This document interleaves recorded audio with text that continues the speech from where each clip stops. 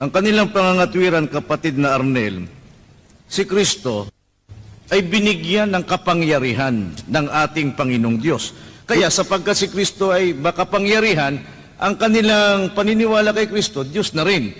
Kaya ano po ang katunayan, kapatid na Arnel, na bagamat si Kristo ay binigyan ng kapangyarihan, pinatutunayan pa rin na hindi siya kapantay ng tunay na Diyos at hindi siyang tunay na Diyos. Doon pa lang sa sinabi mo, kapatid na Joel, na si Kristo binigyan ng kapangyarihan ng Diyos. Kung si Kristo Diyos, meron bang Diyos na binibigyan ng kapangyarihan kaya lang nagkaroon ng kapangyarihan? Yan. Kung si Kristo Diyos, meron ba daong Diyos na binigyan ng kapangyarihan kaya nagkakaroon ng kapangyarihan? So, paano ninyo sagutin itong argumentong ito? Kanilang pangangatwiran, kapatid na Arnel, si Kristo ay binigyan ng kapangyarihan ng ating Panginoong Diyos. Kaya sapagkat si Kristo ay makapangyarihan, ang kanilang paniniwala kay Kristo, Diyos na rin. Kaya ano po ang katunayan, kapatid na Arnel, na bagamat si Kristo ay binigyan ng kapangyarihan, pinatutunayan pa rin na hindi siya kapantay ng tunay na Diyos at hindi siyang tunay na Diyos. Doon pa lang sa sinabi mo, kapatid na Joel, na si Kristo binigyan ng kapangyarihan ng Diyos. Kung si Kristo Diyos, meron bang Diyos na binibigyan ng kapangyarihan kaya lang... Yun ang literal nila na pag-unawa sa Biblia dahil napanunod nila yan ni Felix Manalo ang nagtatag sa Iglesia ni Cristo. Oh. Na ang ating Panginoon Jesucristo ay binigyan ng kapangyarihan at ang Diyos Ama ang nagbigay sa Kanya. Kaya ayon sa Iglesia ni Cristo, meron bang Diyos na binigyan ng kapangyarihan at kadalasan nilang ginagamit para tutulan na ang ating Panginoon Jesucristo ay tunay na Diyos ay ang San Mateo Kapitulo 28:18. Kung ilitara, letra por letra kasi ang kanilang interpretasyon, batay din sa kanilang gagamitin at ginagamit na talata San Mateo Kapitulo 28:18 mga kapatid na nakasulat, ang lahat na kapangyarihan sa langit at sa lupa ay ibinigay sa akin. So ang kanilang interpretasyon diyan, si Kristo ay hindi Diyos dahil siya ay binigyan lamang ng kapangyarihan sa Diyos. Pero kung sundin ang kanilang argumento, letra por letra, magkaproblema sila. Bakit magkaproblema? Dahil San Mateo 28:18, ang lahat na kapangyarihan sa langit at sa lupa ay ibinigay sa akin. O de, kung lahat, lilitaw na ang sa letra por letra nila na loheka ay walang kapangyarihan na ang Ama dahil lahat ng kapangyarihan ibinigay sa ating Panginoon Jesucristo. Para sa Iglesia ni Kristong tatag ni Felix Manalo mga kapatid, ang pagbigay ng kapangyarihan ay patunay umano na hindi Diyos ang ating Panginoon Jesucristo. Dahil ang Diyos ayon sa kanila ay hindi tumatanggap ng kapangyarihan kundi nagbibigay ng kapangyarihan. Kaya, paano natin ito ipaliwanag? So, i-share ninyo ang bidyong ito para mas malinawan ang ating mga kapatid na naguguluhan sa ganitong oring paliwanag ng mga ministro ni Felix Manalo mga kapatid. Oh? Tandaan natin, kahit manabasa 28:18 na ang lahat ng kapangyarihan sa langit at sa lupa ay ibinigay sa Kanya, ang pagbibigay ng kapangyarihan ay ayon sa Kanyang pagiging tao. Itinuturo sa simbahang Katoliko, sa Kristyanismo mga kapatid, na ang ating Panginoon Jesucristo na una nating tinatalakay, dual natures, both human and divine. Tunay na Diyos at tunay na tao, at ang daming mga talata sa Biblia. Pero iniwasan yan. So ang ating Panginoon Jesucristo, tunay na Diyos, tunay na tao, isang persona, dalawang kalikasan. So, nang siya ay nagkatawang tao, malinaw naman na, tinatalakay natin yan noong nakalipas pa mga araw sa pagpatuloy natin dito, yung Filipos, iniiwasan ba nila ang Filipos Kapitulo 2, versikulo 6 hanggang 8? Di ba makita natin na kusang nagpakababa ang ating Panginoon Jesucristo at tinanggap niya ang kalagayan ng tao.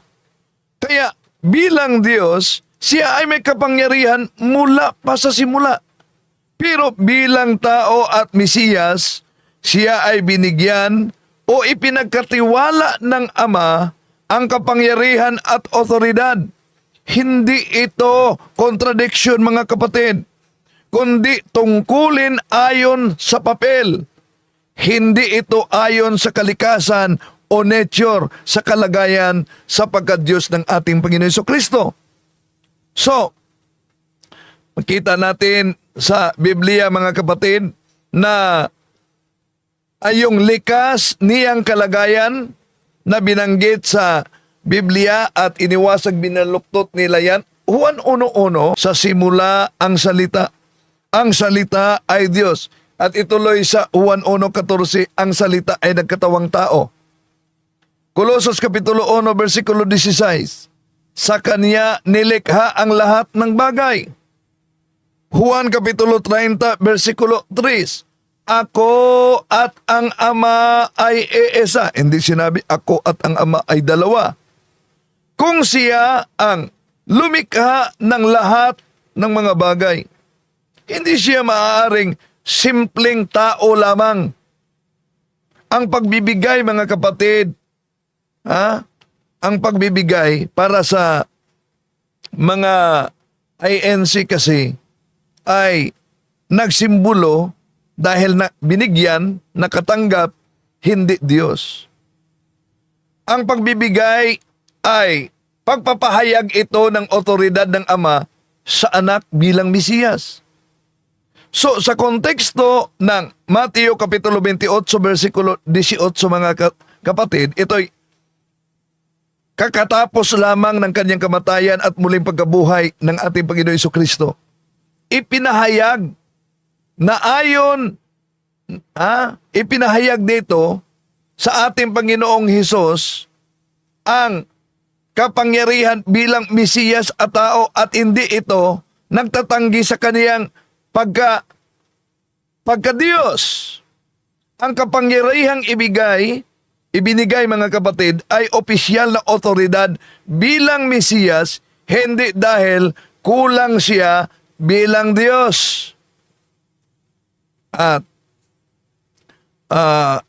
yun talaga ang argumento ng mga INC, no? Pero sa letra por letra, ang dami namang mga salin na kahit ginagamit nila, mabasa natin ng ating Panginoon Jesucristo ay tunay na Diyos, tunay na tao. So, sa INC, mga kapatid, kung binigyan si Kristo ng kapangyarihan, hindi siya Diyos. Pero, ang katotohanan, si Kristo ay Diyos sa kalikasan. Ngunit bilang tao at Mesiyas, tinanggap niya ang kapangyarihan ayon sa kanyang misyon mula sa Ama. So, ang pagbigay ay tungkol ito sa tungkulin, sa papel, hindi ito sa pagka-Diyos ng ating Panginoon Jesucristo. Kaya ayon kay Mr. Arnel Tumanan, kung si Kristo ay Diyos, meron bang Diyos na binigyan ng kapangyarihan at nagkaroon ng kapangyarihan? Pakinggan natin muli. Nagkaroon ng kapangyarihan. O, yan.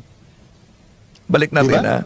Ikalawa, kung si Kristo Diyos, meron bang Diyos na binibigyan ng kapangyarihan kaya lang nagkaroon ng kapangyarihan? Di ba? Ikalawa, di ba mas mataas yung nagbigay ng kapangyarihan sa... Okay, isa-isahin natin ito, mga kapatid. O unahin natin itong pahayag ni Mr. Arnel Tumana na kung si Kristo ay Diyos, meron bang Diyos na binigyan ng kapangyarihan, na nagkakaroon umano ng kapangyarihan nang binigyan siya? Bakit? Sinabi ba sa Biblia na binigyan si Kristo ng kapangyarihan para maging Diyos? Halimbawa, ang mabasa sa San Mateo Kapitulo 28:18, ang lahat na kapangyarihan sa langit at sa lupa ay ibinigay sa akin. Ito ay hindi nangangahulugan, mga kapatid, at wala siyang kapangyarihan noon. Pero bakit binigyan? Bakit binigyan siya ng Ama? Nauna natin yung binanggit kanina, mga kapatid. Si Kristo ay may dalawang kalikasan. Bilang Diyos, mabasa natin sa 1 Kapitulo 1, Kolosas Kapitulo 2, versikulo 9, likas na makapangyarihan ang ating Panginoong Hesukristo. Pero bilang tao, tumanggap ng kapangyarihan at otoridad mula sa Ama.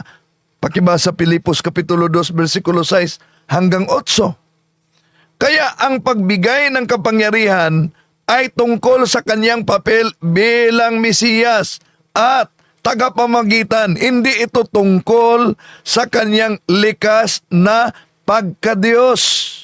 Ngayon, punta tayo sa sunod na argumento ni Arnel Tumanan. Ano yung argumento na sunod? Ito. Di ba? Ikalawa, di ba mas mataas yung nagbigay ng kapangyarihan sa kanya? Pero gayon pa man, kahit binigyan ng kapangyarihan si Kristo, ano ang katunayan? Hindi po ibig sabihin doon Diyos na rin siya. Yan. Sa daming talata na mabasa natin, mga kapatid, ano daw ang katunayan na hindi Diyos ang ating Panginoon Jesucristo? Ang kanilang tinanggap, yung isang likas na kalagayan sa kanyang pagiging tao. Kaya nga, sinabi ng karamihan na ang doktrina nila ay tao lang, pero ayaw nilang tanggapin. Hindi kami naniniwala na tao lang. Dahil si Kristo hindi tao lang, siya ay Mesiyas.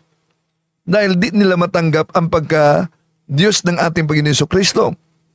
So, ang argumento nila, mga kapatid, kung Diyos si Kristo, bakit binigyan ng kapangyarihan? Di ba? Mas mataas daw umano ang nagbigay kaysa tumanggap. So, paano natin ito sasagutin, ang argumento? Okay, makinig. I-download ninyo ito, i-forward ninyo, pag-aralan ninyo ang ating pananampalataya. Doc and Altom, sabi ng ating Panginoon Jesucristo, magpalalim kayo. At sabi naman ni Saint Anselm of Canterbury, sabi niya, Fidis Quaerens Intellectum, na ang pananampalataya dapat ay makarating sa tamang pag-unawa. So, ayon sa argumento ni Arnel Tumanan na Iglesia ni Kristong kay Manalo, kung Diyos si Kristo, bakit binigyan siya ng kapangyarihan sa Ama? Diba, mas mataas ang nagbigay kaysa tumanggap. Mga kapatid, nauna nating sinabi na hindi nangangahulugang mas mababa ang ating Panginoon Jesucristo dahil binigyan siya ng kapangyarihan sa Ama. Ang pagbigay ng kapangyarihan ay may kinalaman ito sa kaniyang ginagampanang tungkulin bilang tao at Mesiyas, hindi sa kanyang likas na pagkadiyos. Ulitin ko, dalawang kalikasan ang ating Panginoon Jesucristo. Ayon sa pananampalatayang Kristiyano, pananampalatayang Katoliko, ang ating Panginoon Jesucristo ay tunay na Diyos at tunay na tao. Kaya nga, balikan natin ang Juan Kapitulo 1, versikulo 14, Juan 1:1, sa simula ang salita, sa simula ang salita ay Diyos. Juan Kapitulo 1:14, ang salita ay naging tao. So, bilang Diyos, likas na sa Kanya ang makapangyarihan. Bilang tao at alipin, Filipos Kapitulo 2, versikulo 6 hanggang 7, mga kapatid, kusang nagpasakop ang ating Panginoon Jesucristo sa Ama. Kaya, may mga talatang nagsasabi na binigyan siya at tumanggap ng kapangyarihan mula sa Ama. kusa siyang nagpakababa. Hindi ito kahinaan. Kaya nga, kung balikan natin ang Pilipos Kapitulo 2, versikulo 6 hanggang 7, bagamat siya ay nasa anyong Diyos, hinubad niya ang sarili at nag-anyong alipin. Ibig sabihin, hindi siya nawala ng pagka-Diyos. Pinili niyang huwag gamitin ang kaniyang kapangyarihan ng hiwalay sa Ama. Parang hari na nagbihis bilang lingkod. Hindi nawala ang pagiging hari. Kahit pa kung ang naturang hari ay nagbihis parang lingkod. Halimbawa, ang kasalukuyang presidente natin, si BBM. Kung magbihis si BBM ng bihis sundalo, nawala na ba ang kanyang pagkapresidente? Dahil nagbihis siya bilang sundalo? Wala. Ang pagbihis bilang sundalo ay para tugunin ang kanyang gampanin. So bakit sinabi sa naturang talaga binigyan ng kapangyarihan? Lalo na ang ginagamit nila sa San Mateo 28:18 mga kapatid. Kung hindi Diyos ang ating Panginoon Jesucristo, magkaproblema ang iglesia ni Manalo dito. Bakit? Una, sa Biblia, hindi siya maaring sambahin. Bakit? Dahil siya hindi Diyos. Pero tingnan niyo ang Mateo Kapitulo 14, versikulo 33. Sinasamba siya. Pero ano ang reason ng mga INC? Sinasamba namin si Kristo dahil utos ng Diyos na sambahin siya. So ibig sabihin, kontra na ito sa utos ng Diyos na huwag kang sasamba sa hindi Diyos. Diba? At hindi lang yan. Ang ating Panginoon Jesucristo nagpatawad ng kasalanan. Marcos Kapitulo 2, versikulo 5 hanggang 7. Diyos lang ang makagawa. Kaya nga, nag-react ang mga Hudyo. Hindi siya maaring tawaging Diyos kung siya ay hindi Diyos. Pero ano ang San Juan Kapitulo 20, 28? Panginoon ko at Diyos ko. Ano ang palusot ng INC dito? Ang palusot nila mga kapatid ay nagulat lang si Tomas. Diba? Kaya ang argumento nila na ang pagbibigay ng kapangyarihan sa ating Panginoon Jesucristo ay isa sa mga batayan na hindi siya Diyos. Mga kapatid, mali. Ang pagbibigay ng kapangyarihan ay tungkol sa kanyang papel bilang tao at Mesiyas. Si Kristo ay Diyos na nagpakababa, hindi taong pinataas lamang at hindi taong naging Diyos, kundi Diyos na nagkatawang tao. Iniisa-isa lang natin ang argumento ng INC. Hope na sa pamamagitan nito, makatulong ito sa mga kapatid natin, no? Na naguguluhan sa ganitong paliwanag ng mga ministro. No?